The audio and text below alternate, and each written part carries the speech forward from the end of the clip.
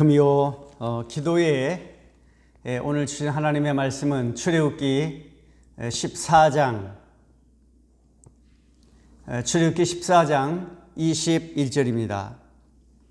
출애굽기 14장 21절부터 24절입니다. 출애굽기 14장 21절. 모세가 바다 위로 손을 내밀매 여호와께서 큰 통풍이 밤새도록 바닷물을 물러가게 하시니 물이 갈라져 바다가 마른 땅이 된지라. 이스라엘 자손이 바다 가운데를 육지로 걸어가고 물은 그들의 좌우에 벽이 되니 애굽 사람들과 바로의 말들 병거들과 그 마병들이 다 그들의 뒤를 추격하여 바다 가운데로 들어온지라. 새벽에 여호와께서 불과 구름 기둥 가운데서 애굽 군대를 보시고 애굽 군대를 어지럽게 하시니. 아멘. 홍해는 지금도 반드시 갈라지는 역사가 일어납니다. 이스라엘 백성들이 애굽에서 나와 광야로 나아갈 때 제일 먼저 그들에게 나타난 난관이 바로 홍해라고 하는 것입니다. 홍해가 앞에 가로막아 갈 수가 없습니다. 한마디로 진퇴양난에 빠지게 되었습니다. 이스라엘 백성들은 이 난관을 어떻게 극복하느냐? 모세를 원망하기 시작합니다. 왜 우리를 여기까지 인도해내서 이 바다에서 죽게 하는가? 원망을 합니다. 여러분, 하나님을 믿는 사람들이 원망을 하면 절대로 안 됩니다.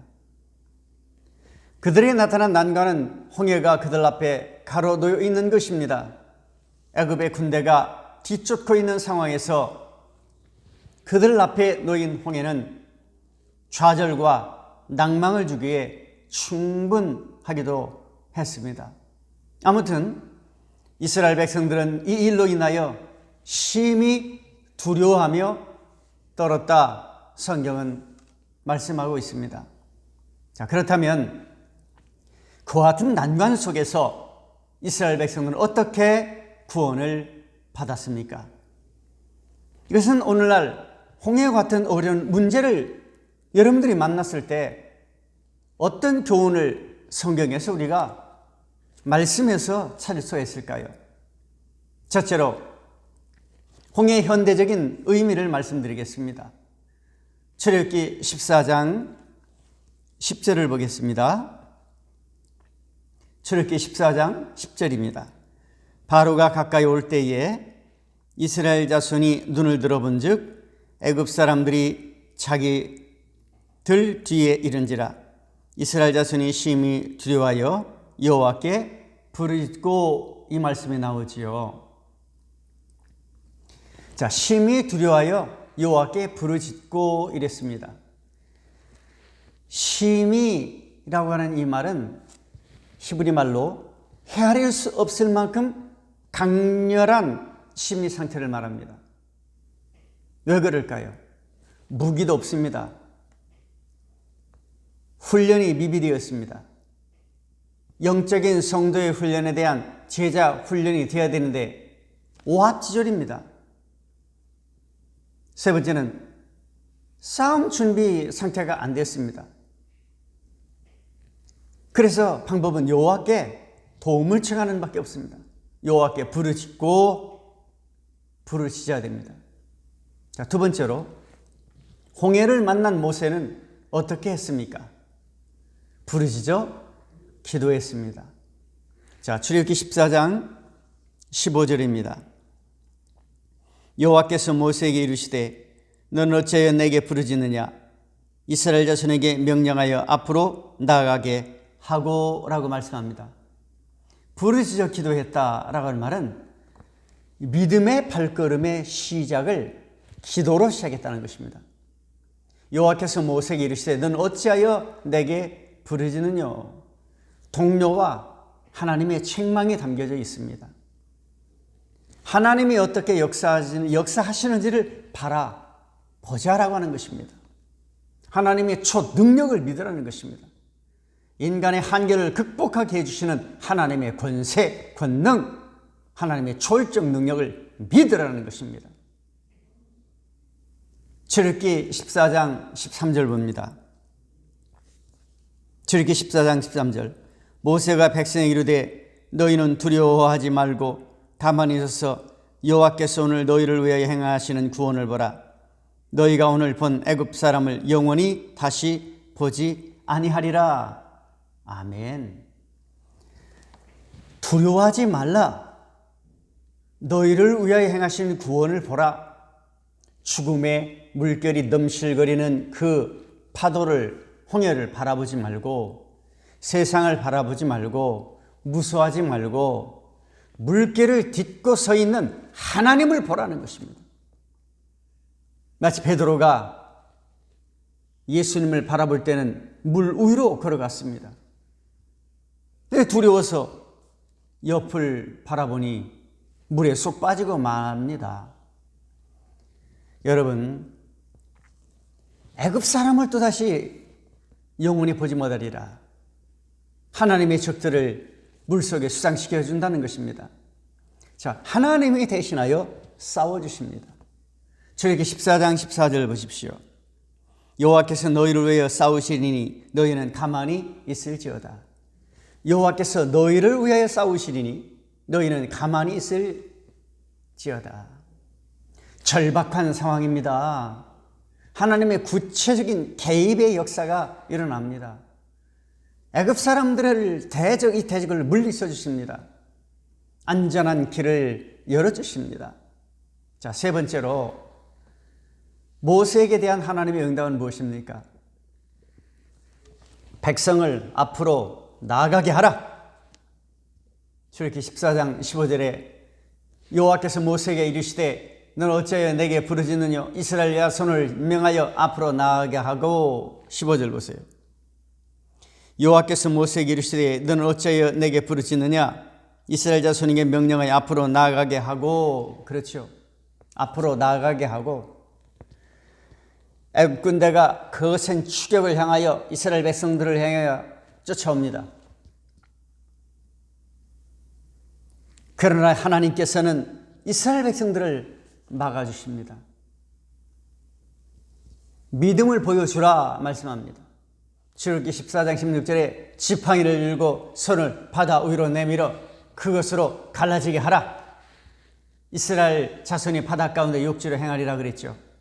자, 14장 16절 보십시오. 지팡이를 들고 손을 바다 위로 내밀어 그것이 갈라지게 하라. 이스라엘 자손이 바다 가운데서 마른 땅으로 행하리라 말씀하고 있습니다.